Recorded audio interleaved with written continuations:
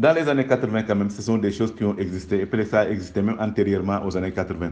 Et dans les années 80, c'est l'UNICEF en particulier qui avait commencé à faire ça avec les journaux, avec les médias au Sénégal. L'UNICEF nous invitait euh, sur le terrain. Et c'était parce que les gens savaient que les journaux n'avaient pas les moyens. Et l'UNICEF avait des programmes partout au Sénégal, particulièrement au Sénégal oriental, dans la région de Kédougou actuelle. Et on allait là-bas, on essayait de couvrir les questions de vaccination, on essayait de couvrir les questions de maladies infantiles et tout, et on revenait faire nos papiers. Mais ce qu'il y avait de différent avec ce que la question semble susciter, ce n'est pas des papiers commandités. On allait sur le terrain, on avait des thématiques, les journalistes étaient sur le terrain, mais avaient une assez grande liberté pour pouvoir faire leur travail. Quand on revenait, ce n'est pas l'UNICEF qui lisait le papier, ce n'est pas l'UNICEF qui disait ce qu'on avait dit est faux ou vrai, mais les journalistes qui allaient là-bas avaient la liberté de pouvoir faire ce travail-là, le travail qu'ils devaient faire. Et comme je disais tout à l'heure également, même vous allez dans les pays développés, vous allez en France, vous allez n'importe où, euh, il y a des voyages qui sont, quand Macron voyage quelque part, tous les journalistes ne paient pas leur billet d'avion. Et ce sont des gens qui sont pratiquement pris en charge quand ils font ce voyage-là. Et quand ils y sont sur le terrain, ils font le travail tel qu'il fallait le faire et ils ne se mettent pas à faire commanditer en quelque sorte les papiers. Ils n'écrivent pas pour le prince en quelque sorte. Ils écrivent simplement ce qu'ils ont à écrire. Évidemment, ils font le travail du prince parce que la plupart du temps, quand ils vont quelque part, ils couvrent les activités du prince, mais les gens en profitent réellement pour faire ce qu'ils peuvent faire et faire ce qu'ils doivent faire. Donc, je pense que les papiers commandités, je pense que c'est dans la liberté. Il faut être toujours clair quand on s'engage à voyager pour une organisation, pour une ONG, etc. Et même actuellement, j'ai travaillé avec l'Institut Panos pendant de longues années. J'ai été un formateur pour eux et j'ai eu à encadrer beaucoup de formations sur des thématiques sur lesquelles on encadre les journalistes pour les amener à faire pour faire un travail.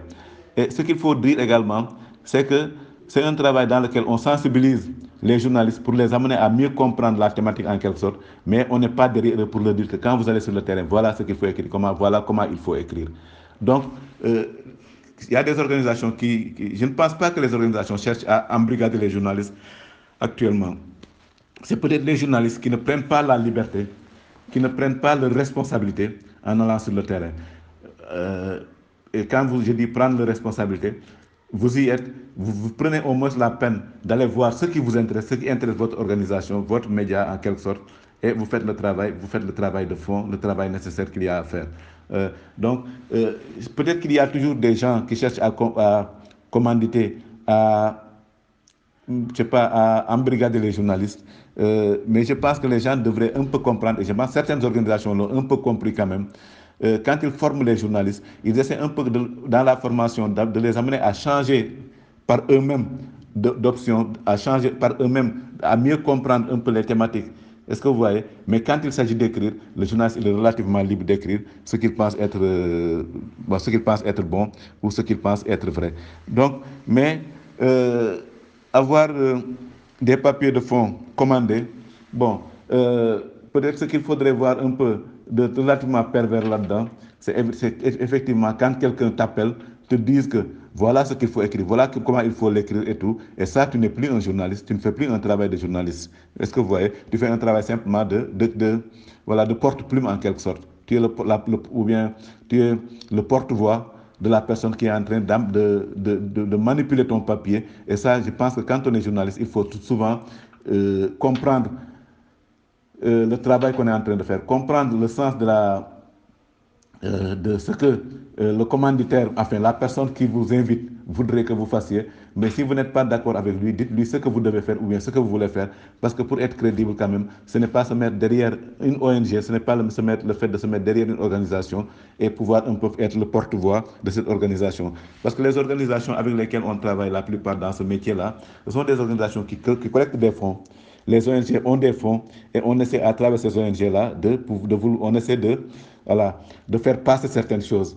Et si en tant que journaliste, on ne prend pas la responsabilité de faire une sorte de distinguo entre ce qu'on est en train de me dire, et moi-même ce que je comprends par rapport à ma situation, par rapport à ma société, on ne peut pas malheureusement faire un travail assez libre, on ne peut pas faire un travail assez honnête. Et je pense que le plus fondamental dans le travail que nous faisons, c'est d'être honnête. C'est d'être honnête, d'être assez véridique par rapport à l'information. Et ça, si on ne l'est pas au départ, qu'importe ce que vous pouvez dire, bon, du jour au lendemain, un jour ou l'autre, le public, les lecteurs les auditeurs vont se réveiller à ce que tu es en train de dire et malheureusement, on va te dénoncer et malheureusement, tu vas perdre voilà, de ton crédit en quelque sorte. Voilà.